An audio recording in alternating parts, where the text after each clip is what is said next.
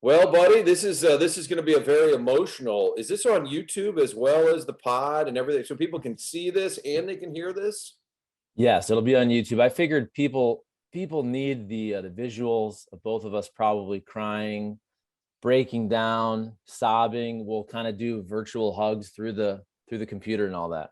You're leaving the campfire, and I say this because Mark Sauer was the Blues team president when Bill Laurie owned the team, and then I had him on the podcast about a year ago, and I just noticed that he was on 101 this morning. I saw them tweet like their guest list, so I called him, and he's he's a very funny, interesting guy.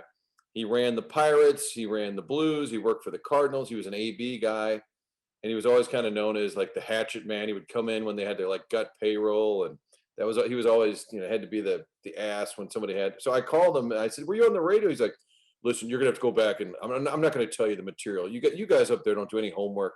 And he said, "Let me ask you something about the sports guys. Are you still on TV and radio?" And I said, "Yeah." And he said, "What about Cusimano?" He goes, "You guys have been sitting around the damn campfire stealing money for years, saying the same old shit you've been saying." And I'm like, "Wait a minute, that's it. Chuck's leaving the campfire, but not entirely, I should say. You'll be doing radio, leaving TV, and you've clarified it yourself. But very rarely does somebody get to leave TV kind of on their own. They're in a feud with management or they get fired or whatever. This is actually a peaceful exit. You want to leave, and we want you to leave. No, I'm kidding, of course.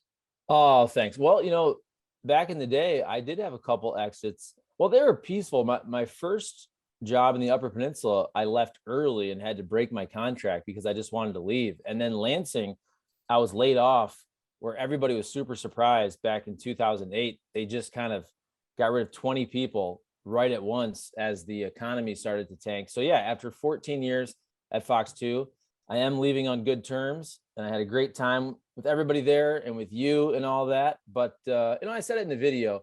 And I know I was probably a little vague just because just radio wise, there'll be some announcements and all that. And the whole radio thing was really a coincidence because I had to tell Fox 2 early November, and then the morning show at 590 left. So I had a great time at Fox 2, but at the end of the day, I just wanted a better schedule and to have my my nights and weekends off after about 17 years pretty much of a lot of nights and a lot of weekends. So I just wanted to change it up, but I still really enjoy producing the sports content, which I plan on doing a lot of that still. When we hired young Chuck from Lansing, I've famously told the story. We had an opening, he sent a tape, and we're like, "Oh, this guy looks like he's a creative reporter. He did a bunch of interesting, involved stand-ups." And you said, "Hey, I can drive down tonight and be there in the morning." And I was like, "Wow, this is a guy we want on our staff, and he is a go-getter." And then he got here, and I'm like, "Wait a minute, what happened to that guy?" No, I'm kidding, of course. But when you came here in 2008, did you think, all right, I'll do a couple years in St. Louis and I'm going to ESPN, I'm going to bounce? I mean, what did you think when you came here? I certainly didn't think I was going to ESPN, but I didn't think I was going to stay here 14 years or settle down here, where it's the old thing where you come here, you meet a St. Louis girl. Now I've been here 14 years. I'm married, and I'm probably going to stay here forever. But it's funny when you bring up that story about wanting to drive down here overnight to do the interview. You also got to remember where I was at the time so like my last story was your guy, Fred Heumann, and I went down to Florida, and we got to cover 2 bowl games because both Michigan and Michigan State were in Orlando for the same bowl games in 2008. And then right after that, pretty much I was laid off, and I had no idea this was coming. So you start to get the resume tape going and all that. And I think at the time when I got the job at Fox 2, I think I was off for close to 3 months. And I was so freaking bored also. Like, I watched the entirety of The Sopranos. I had never watched The Sopranos for whatever reason. And then when I got laid off, Sopranos is like 90 episodes. So in that 3-month span, there were days where I swear I watched 10 Sopranos episodes. I was so sick of being in my house and bored. At that point, look, I just wanted to work again. But to get a job in St. Louis, I'm a huge baseball guy. To cover Major League Baseball and the Cardinals, and at the time, obviously, the Rams and the Blues, I was super excited to come to St. Louis. And you got to go to 2 World Series. What I remember about 2011, all right, I remember 2 things. Again, driving.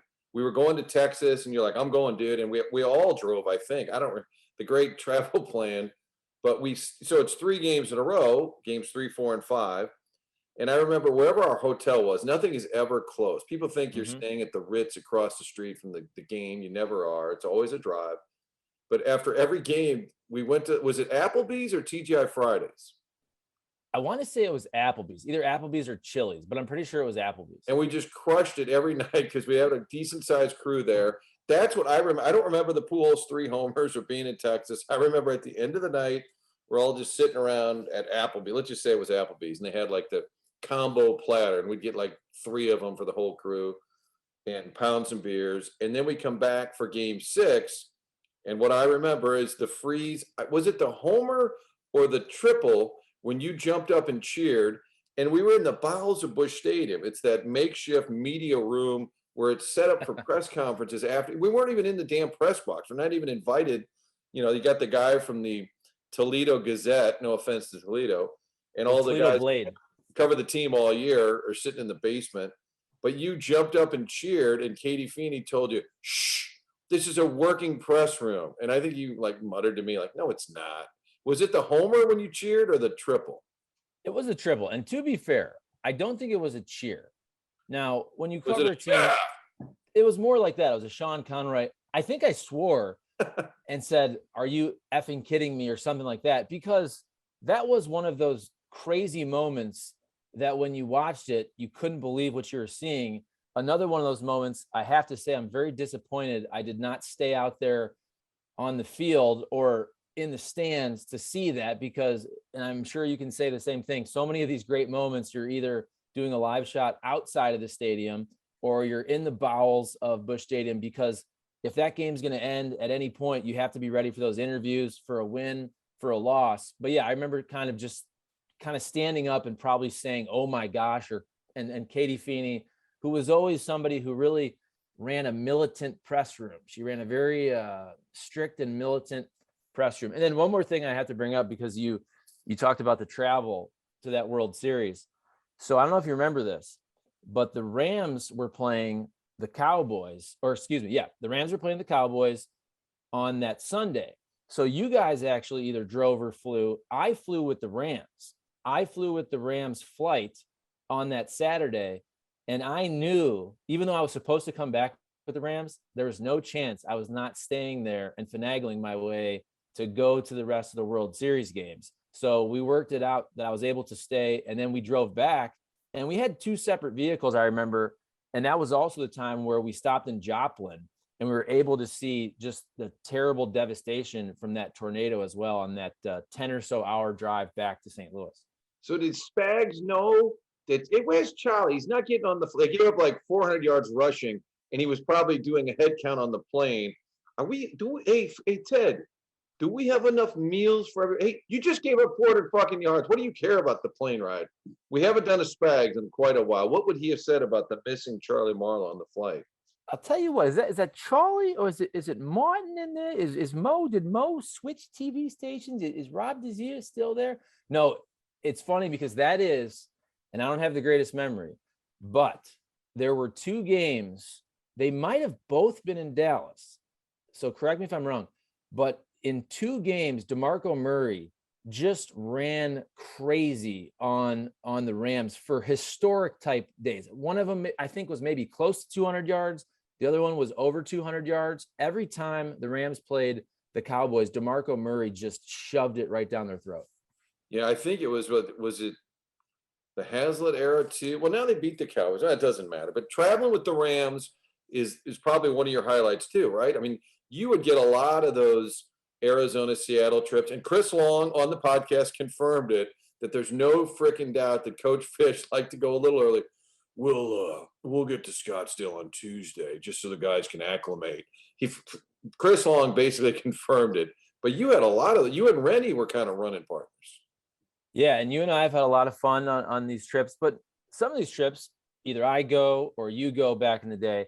So there was that period of time, and I want to say it was probably 11, 12, 13-ish, maybe 14-ish, going up until the end of the Rams era here, where it seemed like Rennie and I were on almost every flight together. And then, as you mentioned, which is why we love Coach Fish, if you were going anywhere even close to the West Coast, that was going to be a 2-day trip. So we did all those Seattles and San Franciscos and Phoenix. There was a San Diego in there. And you roll in there on a Friday night and you put your bags down, you go to the hotel bar, and you're getting there pretty late. But I swear there were some days where Rennie and I sat at a bar all day long, literally all day long on a Saturday, watching college football and ordering breakfast, lunch, and dinner at the same place. We would just sit there posted up at the hotel bar or find a spot, depending on if you had friends in town and all that. But yeah, Rennie and I had a lot of fun. Did Rennie, Charlie, one more beer, I'll start tweeting about my socks. Did he tweet the whole time? The man loves his Twitter. All right, so the Rams are gone, Cardinals World Series. Anything else that jumps out at you when you think about the tenure? Obviously, meeting your beautiful wife, starting a beautiful family, your beautiful dog is behind us. That goes without saying, mostly because you haven't said it. But what about other career highlights? So another one down there in the same stadium, Jerry World, I got to drive down. I kind of, again, I don't want to say forced the hand of FOX2, but because Ezekiel Elliott from St. Louis, we were able to go down there and cover the first ever college football playoff national championship game where Ohio State beats Oregon, and Ezekiel Elliott went off, and I did a bunch of stories with his family. And of course, as an Ohio State fan, I wanted to go anyway, but it actually worked out perfect for FOX2 because that's when Ezekiel Elliott's star really started to rise there. And, you know, I don't like to be corrector guy, but I have to correct because it was actually 3 World Series, only 2 Cardinal World Series. But I also kind of tried to finagle with FOX2 that 2016 World Series where I was able to go to all the games. And so I started and went to Cleveland, Indians versus the Cubs, of course. And so I would stay in between. I would stay in Toledo with my parents. I would drive to Cleveland, stay with my brother who lives there, drive to Chicago, stay in Toledo again on the off day, stay with my buddies in Chicago for the 3 games there, had a great time, go back, off day in Toledo, stay with my brother in Cleveland, and was able to watch all 7 games of those World Series games between the Indians and the Cubs breaking the curse. And that was a lot of fun too. Just driving back and forth. I'm sure you didn't appreciate this, even though I do think the coverage was very strong, but I was gone for about 2 weeks there. So it was probably a lot of Martin anchoring. Well, it was worth it for the intent. You know, Rich Gould would have helped if he was available. I got a thing tomorrow. Otherwise, I'd be happy to help. The game. Don't you dare talk about a Hall of Famer like that. Hall of Famer. And I told Rich Gould, our buddy, is now in the Missouri Sports Hall of Fame. And I said, in honor of him, we won't cover it because these are the kind of events that Rich would just say, why don't we use last year's footage? Who cares? And I called him the other day and I said, are you actually going to show up? He's like, well, I suppose I have to. I'm like, because Rich is like, no, wait a minute. I got to drive to Springfield for this thing. Rich was consistent. I will say that. And not really wanting to go. Every year there'd be a playoff or a World Series. I'd say, hey, do you want to go to Boston? Hey, do you want to go? Why would I want to get on a plane? He didn't want to travel anywhere, which was great because then you got to go to the Stanley Cup, Game 7. And the game that I wish I was at, and I often get confused about whether I was there or Joel Goldberg was there, but the game in Pittsburgh where Waka had to beat the Pirates, the NLDS Game 4, you were at that. To me, that's the game. If I could go back and say, I wish I had been somewhere, that's the game I wish I was at. Yeah. And again, I'm trying to think back. Was that the game where it was Waka, Carlos Martinez, Trevor Rosenthal? I think that those were the 3 guys that pitched. They were all super young at the time, and they were all throwing 100 miles an hour basically out there. And yeah, that was a great series. And also just the backdrop of Pittsburgh. I think I've been to Pittsburgh a couple times now. I was also sent out there. Remember when Stephen Piscotty had that terrible injury where he collided in the outfield and hit his head? And that was the last, it wasn't the last series of the season, but they ended up clinching. So we went out there for that. And then also all the champagne celebration.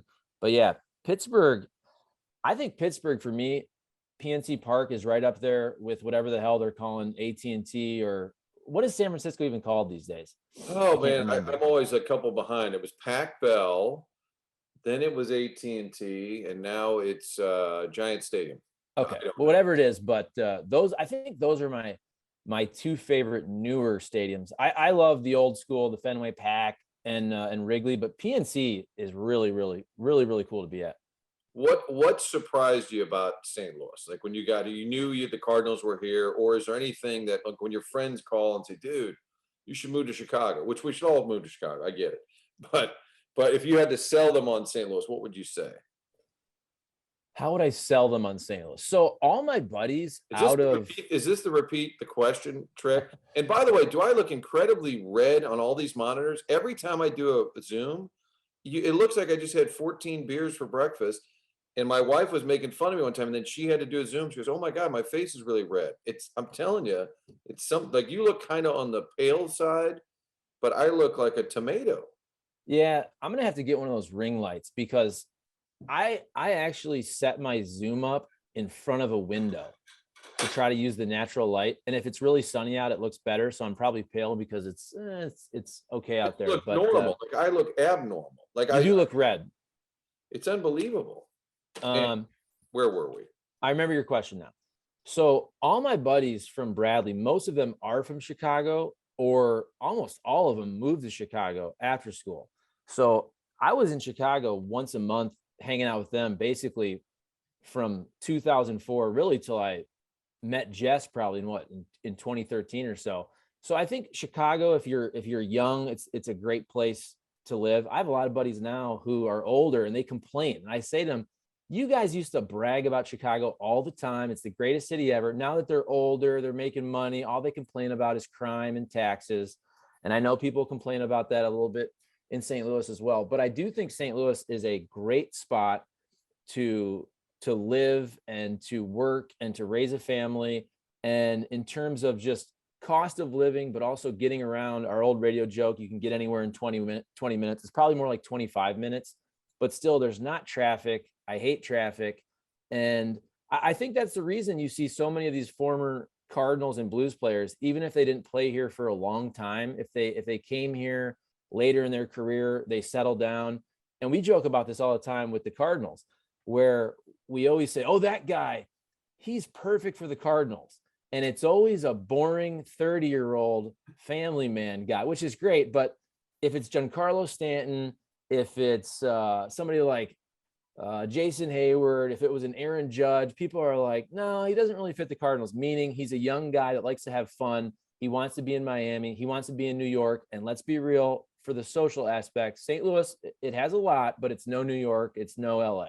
Oh, this is perfect. I need something to promote this. I'll just say Marlow bags on City in final TV interview. No, there you go. It's very true. A little bit of housekeeping here. Housekeeping. I got my notes. When I see a housekeeping sign, I think of you, and I think of our buddy Chris Gardner, who's running for Senate. I don't know. He could win. He, the former producer, who is. I'm telling you, this is like a Wes Anderson movie. You know, the guy who did Rushmore and Royal Tenenbaums, who's always just kind of eccentric in his screenplays. Does Chris Gardner feels like he's playing that out, by the way, running for some. Anyway, housekeeping is what I would always think of you. We did have a radio show. Then we had a podcast. Nothing lasts forever, Chuck, especially things that we do together. The midday grind, if 590 hadn't mucked that whole thing, I think we would have been just fine. We would have still been doing the show to this day. I agree. And you never know, Martin. I do think this could be my sales pitch, but 590, I truly believe this, that we're turning things around.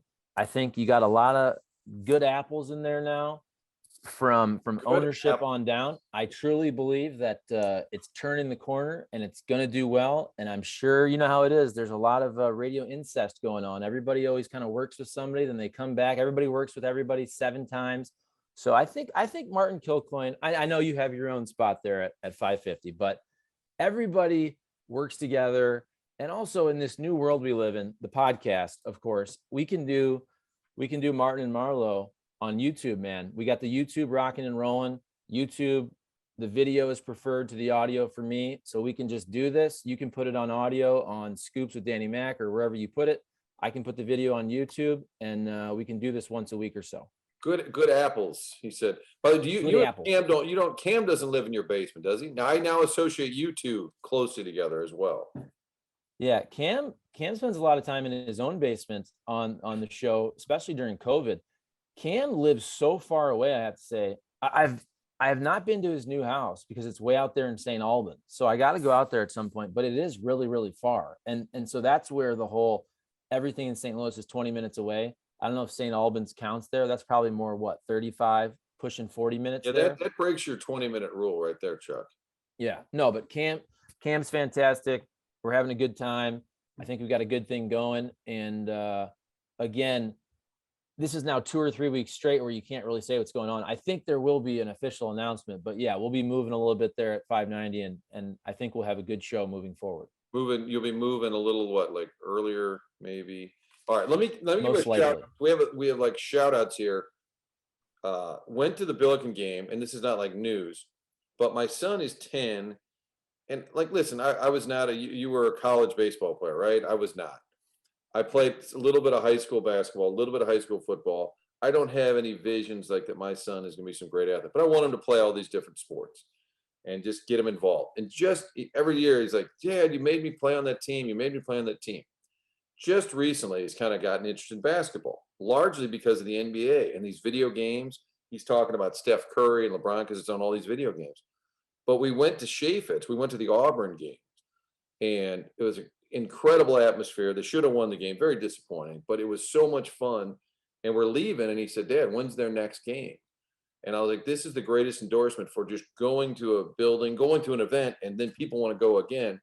It really is, I just think, an underrated gym. And one of my career like confusion is why SLU can't get more people to go to their games, because the atmosphere is good, the team is good. And I just want to pack up the family. For all the kids on YouTube watching, if you haven't gone, maybe you're even a Mizzou alum and you hate SLU, just go down for the basketball and the atmosphere. This is not a live endorsement, Charlie, but we'll have to log it with the FCC just in case it comes up as a commercial. I agree with you 100%. And I got to cover a lot of games at Chaffetz. I think the most favorite game that I was at, I believe it was SLU versus Butler, and I went with my dad.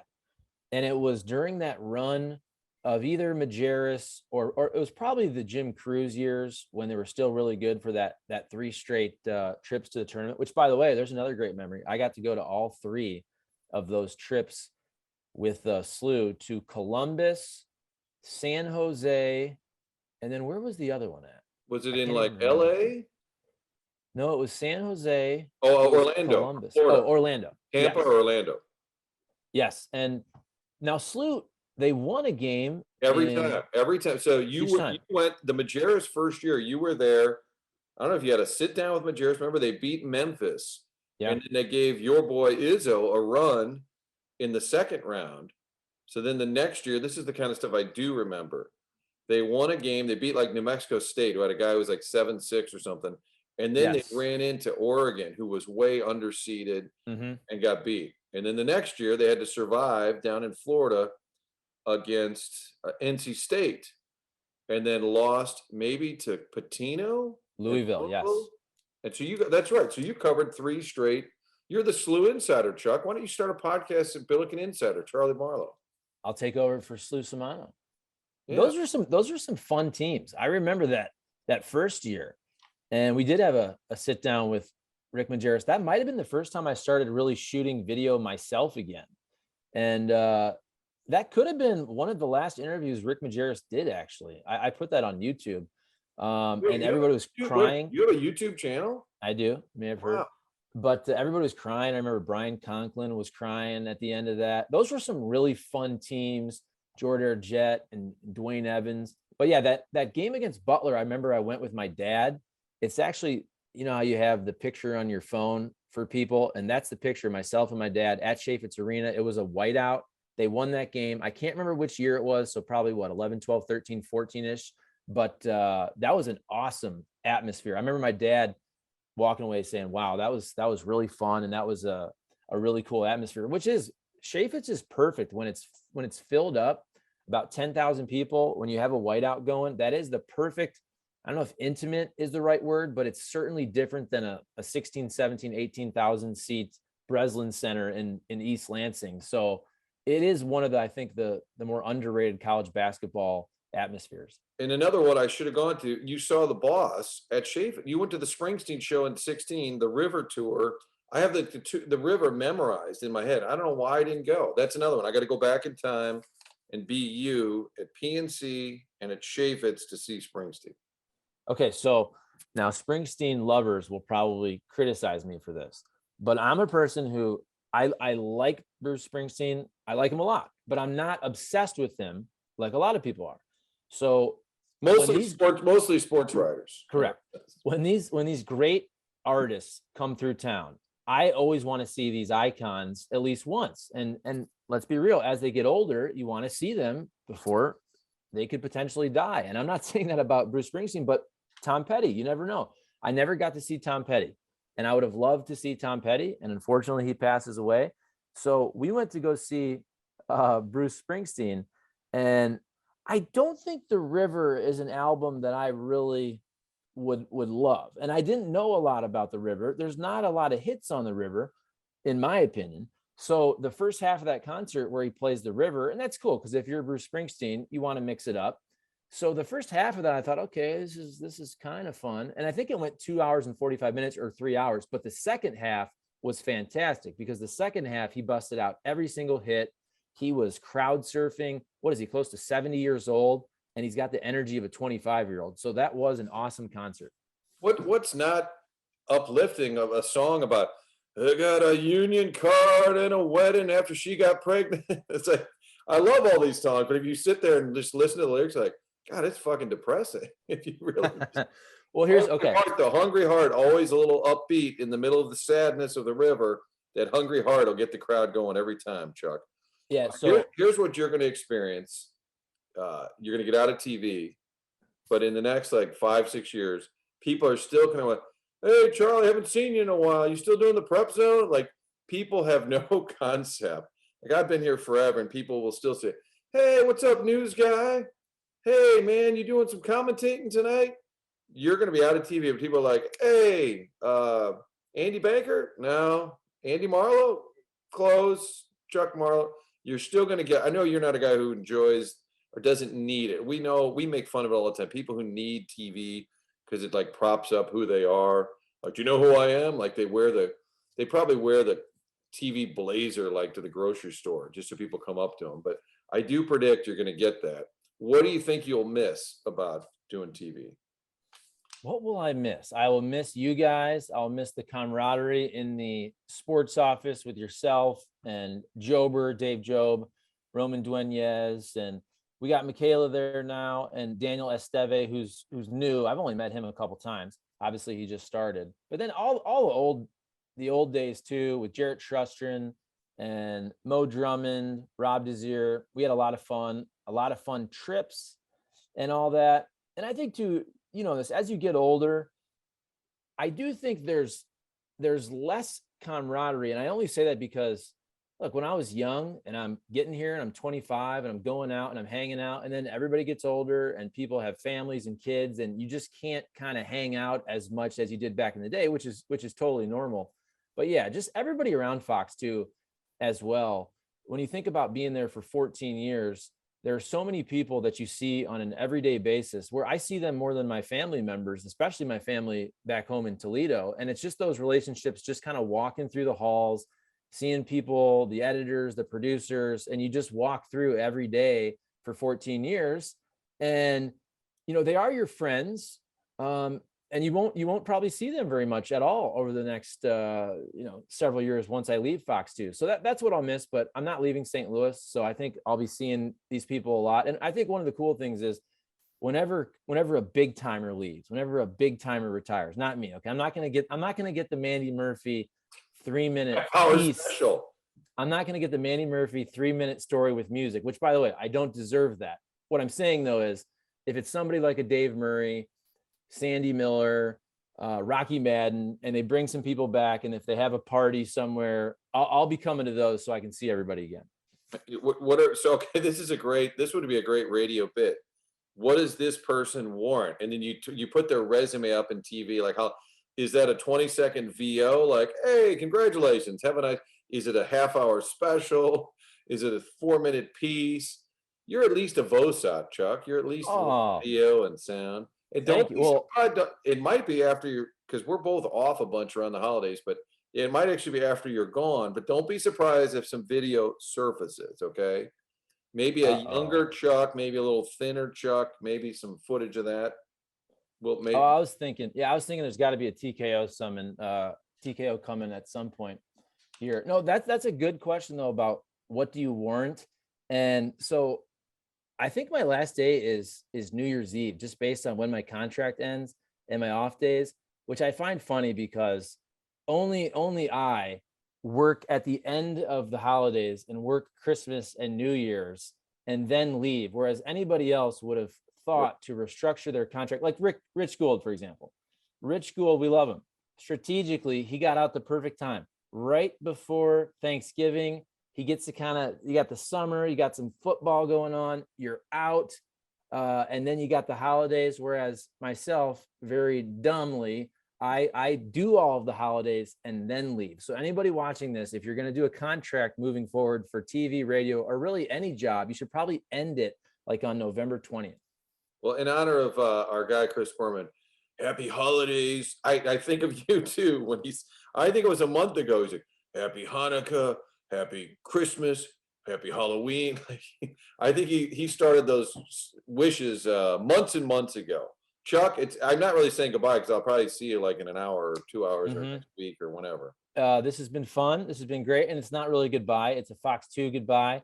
And then I've texted you now a couple times about this YouTube podcast, and you haven't given me a definitive yes. So I don't know if you have to float that by management, but I want to get this thing going again starting in January.